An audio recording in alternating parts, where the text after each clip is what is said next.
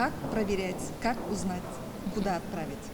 Конкретно, если ты являешься организатором, если ты сам собрал 10, 15, 20-50 человек, то у нас были условия, что ты точно так же должен найти еще и проверяющего диктант. То есть мы со своей стороны вам предоставили критерии проверки, то вы сами проверяете и уже загружаете эти работы на сайт.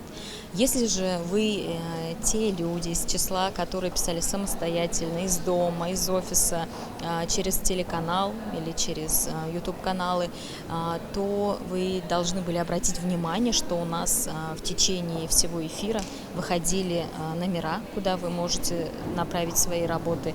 То есть задача была в том, чтобы записать этот номер. Ведущий каждый раз во время эфира это тоже объявлял. Если же вы каким-то образом не успели, не записали, то заходите на сайт diktant.tatar. Там будут указаны все номера для регионов. То есть это конкретно регионы проверяют свои люди, получается, да? Потому что это 3 текста, они между собой отличаются. Для Российской Федерации свой номер, для Республики Татарстан свой, и 3-й номер для участников из зарубежных стран.